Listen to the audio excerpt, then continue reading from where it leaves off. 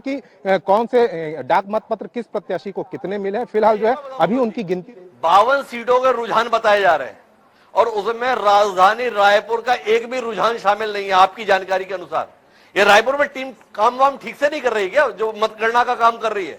52 सीटों के रुझान यहाँ पे हैं, 105 सीटों के रुझान मध्य प्रदेश के हैं, तेलंगाना के रुझान है, राजस्थान के रुझान है, राजधानी रायपुर का कोई रुझान नहीं। क्या यहां पे काम ठीक नहीं चल रहा? जी निश्चित रूप से अभी राजधानी जी गिनती शुरू हो चुकी है और थोड़ी देर में जो है आयोग के जो अधिकारी हैं वे अपनी जानकारी जो है मीडिया के साथ साझा करेंगे। उसके बाद स्पष्ट हो सकेगा कि किस प्रत्याशी को कितने वोट पड़े। फिलहाल जो जानकारी सामने आ रही है, जो डाक मत पत्र है वो जो है विरोधी दलों के ही नेताओं को ज्यादा पड़े हैं, ये जानकारी हमारे पास अभी सामने आ रही है। तो बड़ी खबर जो रायपुर से है वो ये है कि सत्तारूढ़ दल के खिलाफ पोस्टल बैलेट ज्यादा है, ऐसा मनोज नायक हमें बता रहे हैं। पर मनोज नायक जी, आपसे एक बात और जाननी है, कौन कौन से बड़े नेता इस समय मतगणना केंद्र पे पहुंच गए? क्या राजीव मूर्त पहुंच गए? क्या ब्रजमोहन अग्रवाल आ गए? क्या जुनेजा जी दिखाई दे रहे हैं? क्या पंकज शर्मा का चेहरा आपको दिखाई दिया, या ये सब अभी घर पर हैं? इनके कार्यकर्ता पहुंच गए? जी इनके कार्यकर्ता पहुंच चुके हैं। जो बड़े प्रत्याशी हैं वे जो है अभी सेजबहार स्थित मतगणना केंद्र पर नहीं पहुंचे और थोड़ी देर में जो है सभी प्रत्याशी जो है उनकी सुबह की जो शुरुआत हुई है वह जो है भगवान की पूजा अर्चना के साथ शुरू हुई। अपनी जीत का आशीर्वाद जो है वे भगवान से मांग रहे हैं और वो थोड़ी देर में जो है सेजबहार स्थित मतगणना केंद्र में पहुंचेंगे और इसके बाद जो है यहाँ का जो माहौल है वह गर्माएगा कहीं ना कहीं, क्योंकि हर प्रत्याशी जो है अपनी जीत के दावे कर रहा है। फिलहाल जो है देखने वाली बात है, जैसे जैसे यहाँ पर ईवीएम से वोटों की गिनती शुरू होगी उसके बाद जो यहाँ का माहौल गर्माने के आसार दिख रहे हैं।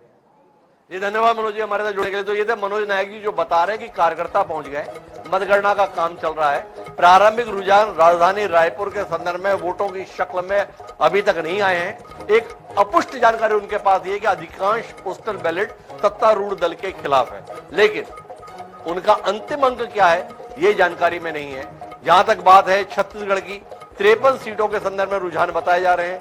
24 सीटों पर भारतीय जनता पार्टी, वहीं कांग्रेस 29 सीटों पर आ गए। मध्य प्रदेश में भाजपा की बढ़त बरकरार है, 115 सीटों का रुझान है, 66 पर भाजपा है, कांग्रेस 49 सीटों पर है। जिस कांग्रेस को सत्ता में वापसी की बड़ी उम्मीद है मध्य प्रदेश में, प्रारंभिक रुझान उसकी उम्मीदों के साथ नहीं है। कांग्रेस जो सत्ता में छत्तीसगढ़ में प्रारंभिक रुझान उसके सत्ता में बनाए रखने की उम्मीद के साथ में, ये दोनों ही जगह के अंतर्गत प्रारंभिक रुझानों की स्थिति है। वहीं राजस्थान में बदलाव की आहट दिखाई दे रही है। 47 सीटों पर इस समय पर भाजपा आगे है, वही कांग्रेस 36 सीटों पर आगे है। कांटे का मुकाबला तो है पर भाजपा को बढ़त है। जो सत्तारूढ़ दल है वो पिछड़ा हुआ है और वही जो विपक्ष में है वो आगे। तो कुल मिलाकर ये हमारे पास जानकारी है वर्तमान में।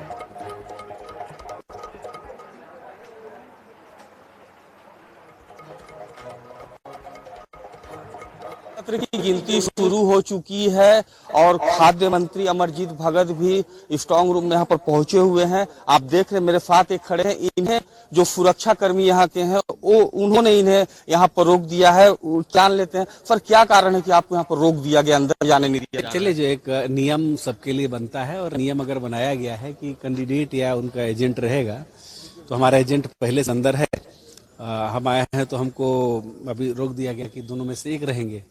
कोई बात नहीं, अगर नियम सबके लिए है तो उसका फॉलो हम भी करेंगे। काउंटिंग शुरू हो गई है, क्या लगता है इस बार? हमारी सरकार बन रही है। सरकार बन रही है, पर सीतापुर की बात करें तो सीतापुर का तो पहले से रिजल्ट दीवारों में क्लियर रहता है। बेवजह लोग जो है उसको संशय और उल्टा सीधा न्यूज चला करके उसको खराब करते हैं। जो बैठे उसमें सबसे आगे रहते हैं लोग। डिप्टी सीएम का गढ़ अंबिकापुर माना जाता है, टीएस सिंहदेव का गढ़, क्या लगता है यहाँ पर क्या स्थिति है? तो अब भाई कुछ समय में तो परिणाम ही ना सामने आ जाएगा, है ना। और है उसमें अभी 100% कांग्रेस का रहा है, तीनों सीट कांग्रेस के पक्ष में रहा है। क्या लगता है 75 पार का जो आप लोगों ने लक्ष्य रखा था उसे हासिल कर पाएंगे? बिल्कुल हासिल करेंगे। किसको फॉलो करेंगे? अब एग्जिट पोल की बात करें या अन्य की बात करें तो बहुत कम सीटें। एग्जिट पोल वैसे ही रहता है जैसे खाना बनाने वाले महिलाएं जो हैं एक दाना को छूती हैं, इसके बाद पता चल जाता है कि खाना पक गया है। वैसे ही है एग्जिट पोल कि माहौल किसके पक्ष में है वो तय हो जाता है।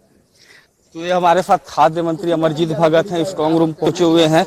हालांकि नियम के तहत इन्हें सुरक्षा कर्मियों ने बाहर ही रोक दिया है। जब अब उनके जो एजेंट है वो बाहर आएंगे तब अमरजीत भगत जो खाद्य मंत्री वो अंदर जाएंगे। हालांकि उनका साफ कहना है कि इस बार फिर से कांग्रेस जो है वो छत्तीसगढ़ में सरकार बना रही है। हालांकि इनके जो दावे हैं अब इनके जो गिनती भी शुरू हो चुकी है और गिनती की जब दर पर दर जब वो खुलते जाएंगे, काउंटिंग होती जाएगी, तब ये तस्वीरें भी साफ होगी कि आखिर छत्तीसगढ़ का शहंशाह कौन होगा और अंबिकापुर, सीतापुर और लुंड्रा में आखिर कौन से दल का प्रत्याशी जीतेगा। संतोष कश्यप, IAS 24/7 अंबिकापुर।